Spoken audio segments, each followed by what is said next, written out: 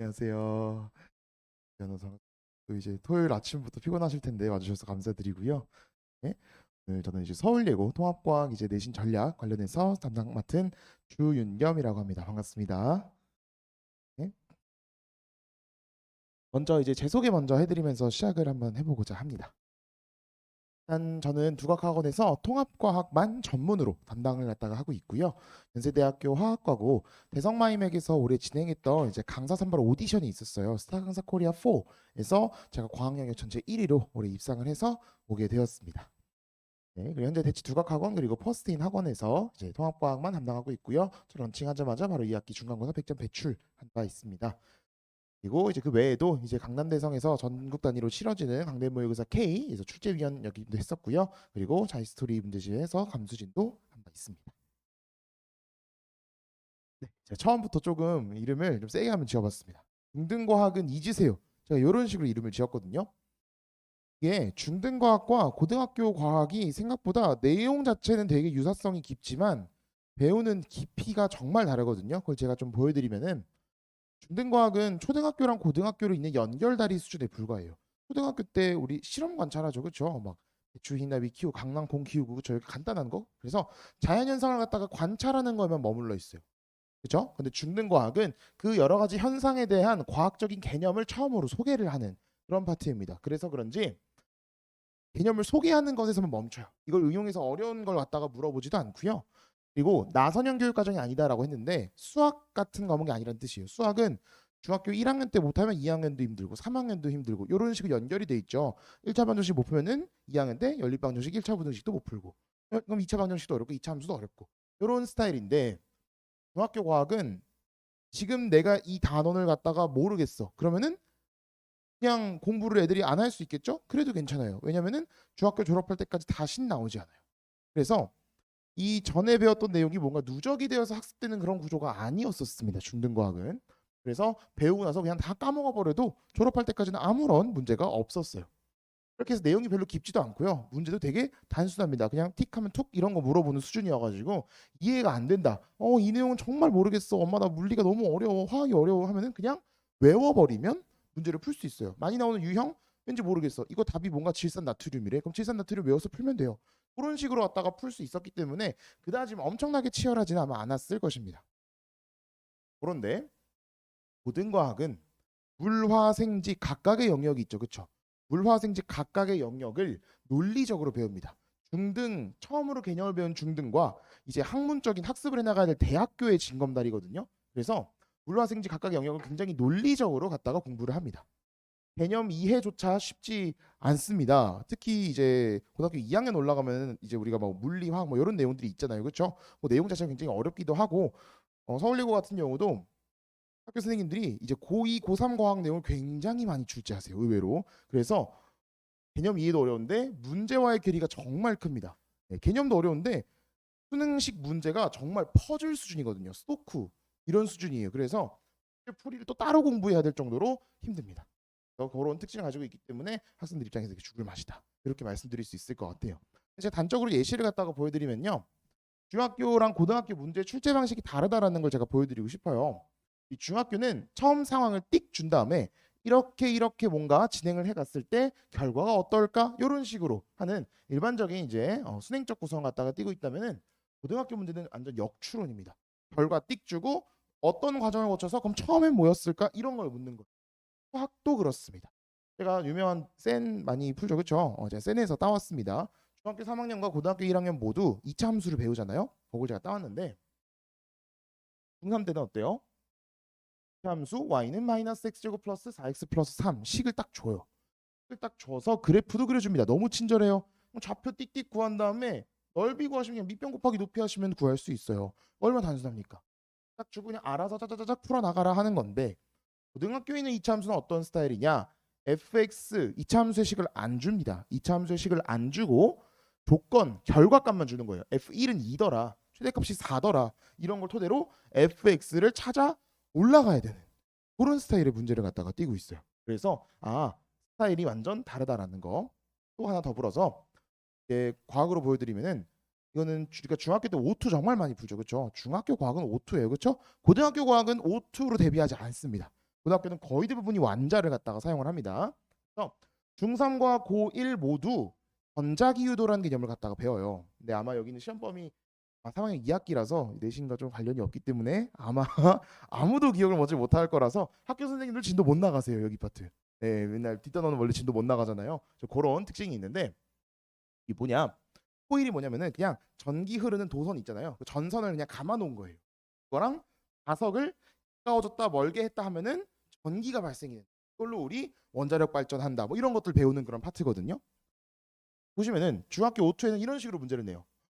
코일의 자석을 가까이 하거나 멀리 했을 때 틀린 설명은 그냥 완전 개념 문제죠. 그렇죠? 네. 일반 5초에 있는 문제집이에요. 그런데 고등학교 1학년 딱 오는 순간 똑같은 내용입니다.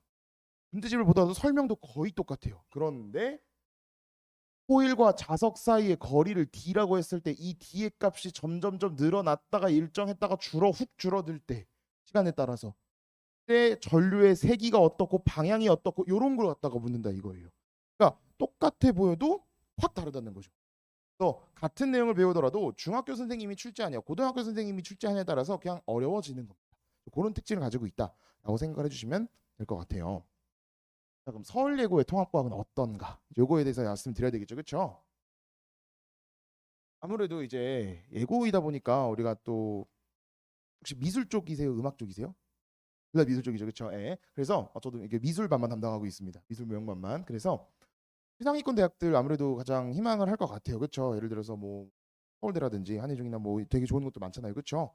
예, 그런 것들을 갖다가 생각을 한다면은 수시 전형을 갖다가 일반적으로 지원을 희망하잖아요. 높은 성적을 갖다가 받아야 됩니다. 그래서 성적표 관리와 수시 입학을 향한 치열한 내신 경쟁이라고 제가 써놨어요.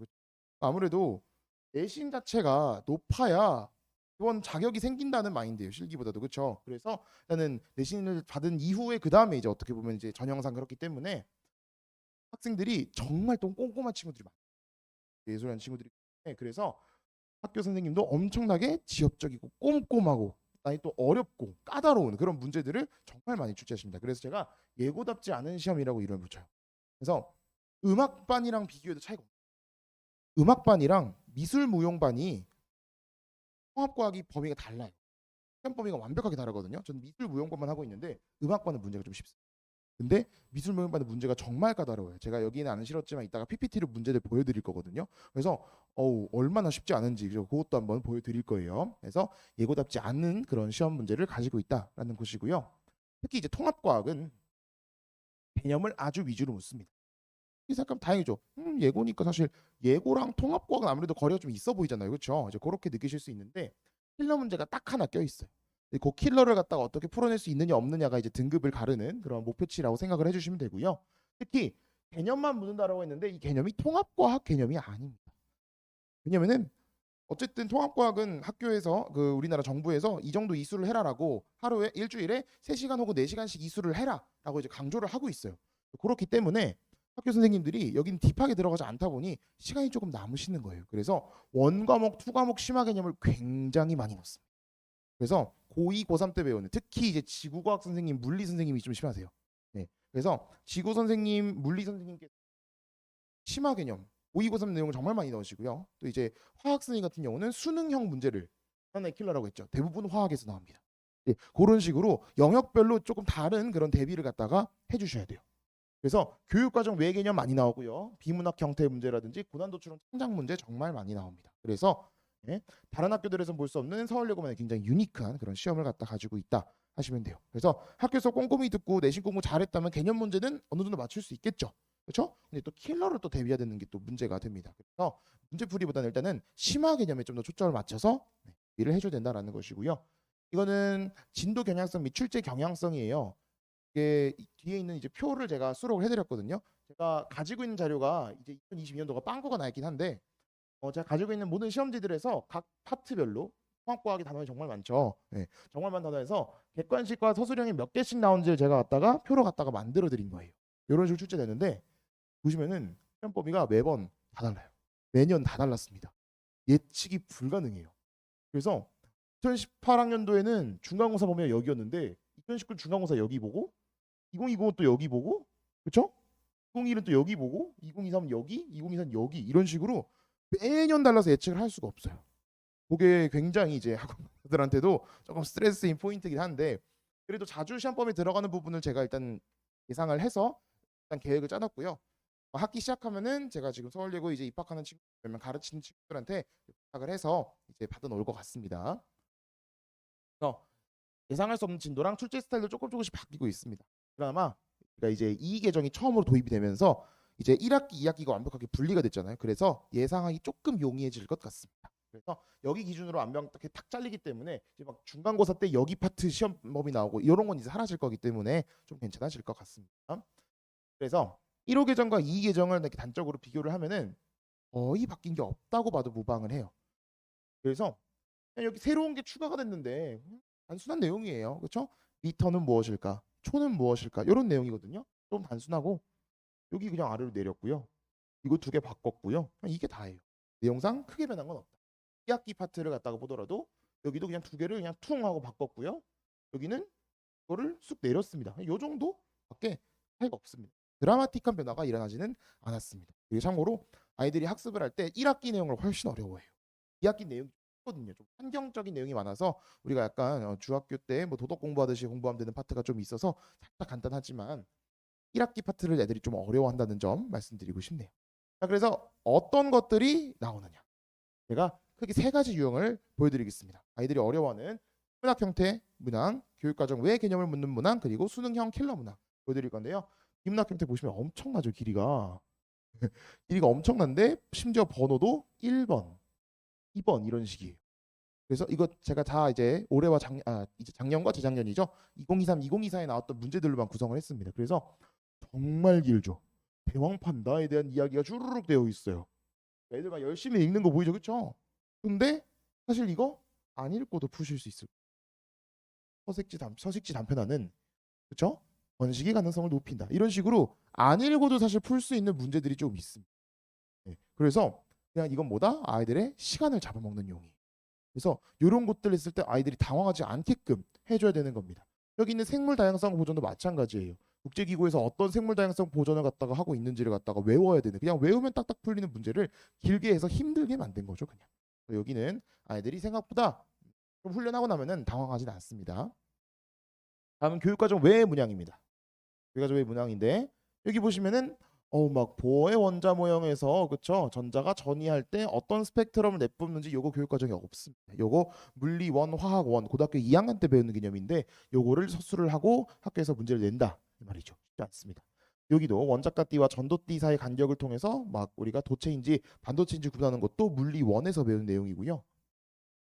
여기는 뭐 갑자기 경국대전에 무슨 청화백자가 나왔어요. 이게 뭘까 싶은데 갑자기 타이타늄, 크로미움, 뭐 코발트, 니켈, 아연 이게 다 고등학교에서 안 다루는 놈들이에요.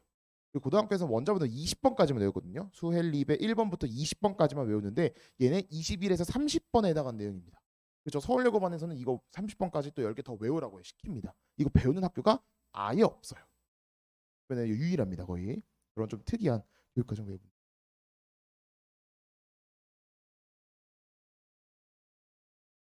내 학교에서 내 설명하고 프린트를 나눠주고 아이들이 스스로 공부를 해야 되는 거죠. 그러니까 아무것도 안 배우는 그냥 띡 내는 건 아니고 다 통합과학에 연관이 되어 있는 내용에 대해서 심화로 선생님이 추가로 설명을 덧붙여서 하신 그런 케이스라고 보시면 돼요. 그래서 말씀드렸다시피 비문학 형태 문항은 생명과학 선생님이 많이 하시고요. 생명과학이 좀 이해하기가 쉬운 편입니다. 그래서 그렇고 여기 교육과정 문항은 이제 물리 선생님이 많이 내시고 화학도 이렇게 하나 똑 있고요. 지구과학이 정말 심합니다. 다 지구과학이에요. 교육과정 외에는 다 지구과학입니다. 통합과학, 지구과학이 사실상 지구과학 원 과목과 굉장히 닮아 있어요. 지구과학 2 내용도 조금씩 수록하고 있고요. 그래서 무조건 원, 투 수준으로 수업을 하십니다. 굉장히 많죠. 그렇죠? 우주가 탄생하고 나서부터 그렇죠? 빅뱅부터 지금까지의 역사를 달력으로 만들었을 때 11월에 들어갈 건 뭐가 맞을까? 이런 창작 스타일의 문제도 갖다 물어보고 있고요. 여기는 지층 단면에서 우리가 부정합을 갖다가 판단하는 거 G1에서 배웁니다. 이건 통합과학에서 조금도 안 나와요. 조금도 안 배운데도 이렇게 가르치십니다. 백인의 대륙 이동설도 지구과학 원 딱 피면 시작할 때 배우는 개념이에요. 통합과학에서 전혀 다루지 않고요. 이거는 비문학 형태랑 섞였죠. 처음 보는 전혀 들어본 적 없는 내용인데 이것도 지구과학 원에 있는 내용입니다. 방사성 동위원소를 갖다가 이용을 해서 우리가 생물체의 역사를 갖다가 공부를 하는 지층을 판단하는 계산 문제예요. 5,500년이 지나면은 이제 반감된다를 이용했을 때 이게 8분의 1이 되면은 몇 년 걸리겠냐 이런 식으로 계산까지 묻고 있습니다. 지구과학에서. 이건 쉽지 않은 스타일이라고 보시면. 마지막으로 수능형 고난도 추론 문항도 나오고 있습니다. 화학이죠 대부분. 보시면은 여기 각각의 원자를 이용해서 어떤 우리가 새로운 분자를 만들고자 할 때 이거 A가 A, B, C가 뭐 X개, 한개, Y개 이런 식으로 필요하다. 이런 걸 추론하는 문제. 그리고 주기율표에서 있는 여러 가지 원소들로 몇 개의 비로 얘네들이 결합을 할까. 또 추론 문제에다가 또 새끼 문제까지 달려 있고요. 여기는 이 산화원화의 양적 추론. 요거는 화학 원에서 요즘 준킬러, 옛날에 킬러, 요즘 준킬러로 나오고 있는 그런 파트고요. 중화 반응은 한 근 20년 내내 수능에서 킬러로 나오고 있는 파트인데 그것마저도 서울예고에서 새끼 문제 서사편까지 달아버렸습니다. 읽을 수도 없게. 그래서 예고 학생들한테 많은 걸 이제 바라는 이제 그런 시험지라고 보시면 되겠습니다. 그리고 그 외에도 물리 같은 경우도 이렇게 길게 만들어서 아이들의 그냥 호흡을 막는다라고 생각하시면 돼요.